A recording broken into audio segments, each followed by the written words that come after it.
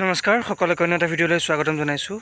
আজিৰ ভিডিঅ'টো আৰম্ভ কৰিলোঁ বিশেষকৈ বহুত হতাশা আৰু দুখত আচলতে ভিডিঅ'টো আৰম্ভ কৰিব লগা হৈছে। আমি সকলোৱে জানো আমাৰ সকলোৰে মৰমৰ জুবিন গাৰ্গ আমাৰ মাজৰ পৰা নাইকিয়া হৈ যোৱা প্ৰায় এমাহ হৈ গ'ল। কিন্তু এমাহ হওঁতেই আচলতে অসমীয়াৰ স্বৰূপটো দেখি মোৰ বৰ দুখ লাগিছে বা বৰ বেয়া লাগিছে। আমি সকলোৱে জানো যে জুবিন গাৰ্গৰ মৃত্যুৰ ন্যায় এতিয়ালৈকে পোৱা নাই, উচিত তদন্ত এতিয়ালৈকে হোৱা নাই। অসমীয়া মানুহে বিশ্বাস কৰিছে জুবিন গাৰ্গৰ হত্যা হৈছে, এটা দুৰ্ঘটনা নহয়। দুৰ্ঘটনাই হওক বা হত্যাকাণ্ডেই হওক, তাৰ কিন্তু উচিত তদন্ত এতিয়ালৈকে হোৱা নাই। এতিয়ালৈকে স্বচ্ছ আৰু নিকা তদন্ত হোৱা নাই, ৰাইজে তাৰ উচিত তদন্ত পোৱা নাই। সেইকাৰণে মানুহে ঠায়ে ঠায়ে আন্দোলন কৰিছে, ঠায়ে ঠায়ে প্ৰতিবাদ কৰিছে। কিন্তু দুখ লাগিছে জুবিন গাৰ্গৰ মৃত্যুৰ এমাহ পাৰ হওঁতেই অসমীয়া ৰাইজে কেনেকৈ বাৰু বোম ফুটাই ফটকা ফুটাই আতচবাজি কৰি পেলাই ইমান ফূৰ্তি কৰিব পাৰে, সেই কথাহে দুখ লাগে। দীপাৱলী এটা পোহৰৰ উৎসৱ হয়, আমাৰ সকলোৰে হিন্দু সমাজৰ উৎসৱ। আমি সকলোৱে দীপাৱলী উদযাপন কৰিম, কিন্তু চাকি বন্তি জ্বলাই লাইট জ্বলাই ধুনীয়াকৈ শান্তিৰে জুবিন গাৰ্গৰ কাৰণে প্ৰাৰ্থনা কৰি যদি আমি দীপাৱলীটো উদযাপন কৰিব নোৱাৰোঁ, তেনে পৰিপ্ৰেক্ষিতত কিদৰে আজি ফটকা ফুটাই দামী দামী উৎপাত কৰি ফূৰ্তি কৰি কেনেকৈ আতচবাজি কৰি ফূৰ্তি কৰিব পাৰিছে, সেই কথা মোৰ দুখ লাগে। আচলতে যিসকল ব্যক্তিয়ে ফেচবুকত #জাষ্টিছ ফৰ জুবিন গাৰ্গ বুলি 10 বাৰ লিখিবলৈ আহ্বান জনাব, সেইসকল ব্যক্তিয়ে কিন্তু আকৌ ৰাতি ঘৰৰ সন্মুখত ফটকা ফুটাব। তেনে এটা পৰিস্থিতি দেখি অসমত বিশেষকৈ দুখ লাগে। কালিলৈকে সেইজন ব্যক্তি ৰাজপথত ওলাই আহিছিল, জয় জুবিন দা, আমাক জুবিন গাৰ্গৰ কাৰণে জাষ্টিছ লাগে, জুবিন গাৰ্গৰ কাৰণে ন্যায় লাগে। যদি জুবিন গাৰ্গৰ কাৰণে ন্যায় লাগে, সমগ্ৰ অসম আজি শোকত পৰিণত হৈ আছে। অসমে জুবিন গাৰ্গক হেৰুৱাইছে, সৰু সুৰা বস্তু ঘৰুৱা নাই। জুবিন গাৰ্গৰ সত্তাটো সেইসকল লোকে জানে নাজানে, সকলোৱে জানে আমি জুবিন গাৰ্গ আমাৰ অসমৰ বাবে কি, অসমে কি হেৰুৱাইছে। তেনে ক্ষেত্ৰত জুবিন গাৰ্গৰ মৃত্যুৰ, জুবিন গাৰ্গৰ দুৰ্ঘটনাৰ, জুবিন গাৰ্গৰ নাইবা হত্যাকাণ্ডৰ এটা স্বচ্ছ নিকা তদন্ত নোহোৱা পৰ্যন্ত কেনেকৈ মানুহে ফটকা ফুটাব পাৰে, সেই বিষয়ে মোৰ ভাবি পেলাই দুখ লাগিছে। আমি চাকি জ্বলাব লাগে, দীপাৱলী উদযাপন কৰিব লাগে, কিন্তু এই ক্ষেত্ৰত সঁচাকৈ মনটো দুখ লাগিছে দেখি পেলাই।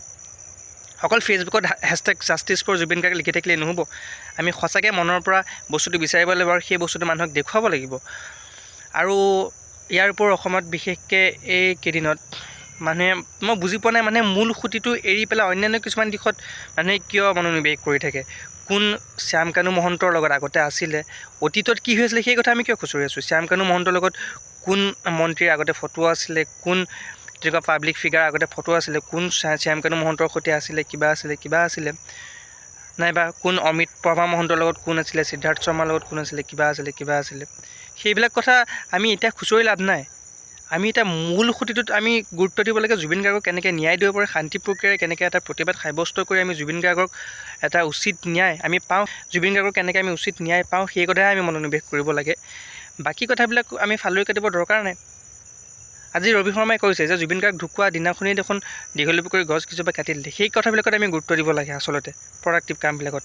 তাৰ বাদে শ্যামকানু মহন্তৰ লগত কোন আছিলে, শ্যামকানু মহন্তৰ ৰঙালী উৎসৱত কোনে কোনে গান গাইছিল, সেইবিলাক অতীত। তেওঁলোকেতো নাজানিছিলে শ্যামকানু মহন্তই যে এনেকুৱা কৰিব, কিবা কৰিব। তেওঁলোকে নিজৰ ব্যক্তিগত তেওঁলোকে কাৰণত গৈছিলে, হয়তো বেলেগ কথা। সেইবিলাক কথা আমি এতিয়া খুচৰিলে নহ'ব। আমি যদি অতিৰঞ্জিত কথাবিলাকৰ মনোনিৱেশ কৰি থাকোঁ, আমাৰ কিন্তু যোনটো জুবিন গাৰ্গক আমি ন্যায় দিয়াৰ প্ৰচেছটোত কিন্তু আমি বিফল হৈ ৰ'ম। ফেচবুকটো আজিকালি মিলিবই নোৱাৰে, খালি বিতৰ্কিত জুবিন গাৰ্গৰ বিষয়বস্তুটোক লৈ চবেই খালি বিতৰ্কিত মন্তব্য, বিতৰ্কিত বিষয়বস্তু আনি পেলাই খালি কাইজা পাচাল। জগা কনষ্ট্ৰাকশ্যন নামৰ এটা কনষ্ট্ৰাকশ্যনে জুবিন গাৰ্গৰ প্ৰতিমূৰ্তি তৈয়াৰ কৰিছিলে, তাতো মানুহে খুদ উলিয়াইছে, তাতো মানুহে বিতৰ্ক কৰিছে, এনেকুৱা হৈছে, বেয়া হৈছে। আৰে তেখেতসকলে চেষ্টাটো কৰিছে, কিমানজনেনো ওলাই আহিছে তেনেকুৱা সৎসাহস কৰিছে জুবিন গাৰ্গৰ এটা প্ৰতিমূৰ্তি নিৰ্মাণ কৰিব। এখন আলোকচিত্ৰ আঁকাটো বেলেগ আৰু প্ৰতিমূৰ্তি নিৰ্মাণ কৰাটো বেলেগ। প্ৰতিমূৰ্তি মানে কি, মূৰ্তিৰ নিচিনা। আৰু তেখেতসকলৰ কিবা ভুল হৈছে, ক'ৰবাত খুদ হৈছে, ধুনীয়াকৈ দেখুৱাই দিয়ক, তেখেতসকলে হয় নিশ্চয় ঠিক কৰিব, নাইবা তেনেকুৱা ধৰণৰ হ'ব। মানুহে সেইটোকে চাৰ্কুলেট কৰিছে, এনেকুৱা ধৰণৰ হ'ব নালাগে, তেনেকুৱা ধৰণৰ হ'ব নালাগে। সেইটো বস্তুটো আমি এজন অসমীয়াক ডাউন দিব লাগে যে বেয়া হৈছে, কিবা হৈছে নে, আমি উৎসাহ কৰিব লাগে যে ধুনীয়া পদক্ষেপ এটা লৈছে, ভাল হৈছে, খালি বস্তুটো ভালকৈ কৰক, সেইখিনি বস্তুহে কৰিব লাগে। সেইটোকে মানুহৰ চাৰ্কুলেট কৰিছে, ইমান বেয়াকৈ কৰিছে, কেইবাজনো তাৰ ওপৰত আকৌ তেওঁক সমালোচনা কৰি ভিডিঅ' বনাইছে। তেখেতসকলে প্ৰচেষ্টাটো কৰিছে, আমি প্ৰচেষ্টাটো শলাগ ল'ব লাগে, আৰু যদি ক'ৰবাত খুটি নাটি হৈছে আমি সেই কথা শুধৰাই দিব লাগে। সেইখিনি কথা বিশেষকৈ ফেচবুকটো মেলিবই নোৱাৰি, খালি চব বিতৰ্কিত মন্তব্য। সেইখিনি কথা আমাৰ লুকআউট নহয়। সেইখিনি কথাক লৈ যদি আমি লাগি থাকোঁ, দোষীয়ে কিন্তু উচিত শাস্তি নাপাব। সেইখিনি কথাক লাগি যদি আমি বিভ্ৰান্ত হওঁ, নাইবা আমি যদি বাকীখিনি কথাত লাগি থাকোঁ, সেইখিনি কথাত লাগি যদি আমি বিভ্ৰান্ত হওঁ, আমি কিন্তু মেইন টপিকটোৰ পৰা ফালৰি কাটি আহিম, তাৰ ফলত কিন্তু দোষীয়ে উচিত শাস্তি নাপাব। গতিকে এটা আহ্বান কৰিম, উচিত তদন্ত হওক। বাৰে ক'ম, #জাষ্টিছ ফৰ জুবিন গাৰ্গ সকলোৱে চাৰ্কুলেট কৰক, সকলোৱে চবফালে মনৰ দি প্ৰাৰ্থনা কৰক শান্তিপূৰ্ণভাৱে। জুবিন গাৰ্গ যেতিয়া নাইকিয়া হৈ গ'ল, অসমৰ এটা বৃহৎ ক্ষতি। জুবিন গাৰ্গে অসমক বহুতখিনি দি গ'ল। আমি অসমীয়া জুবিন গাৰ্গক কি দিব পাৰিম? যদি জুবিন গাৰ্গৰ লগত সঁচাকৈ অন্যায় হৈছিল, সেই অন্যায় কিন্তু আমি ন্যায়টো পাব লাগিব।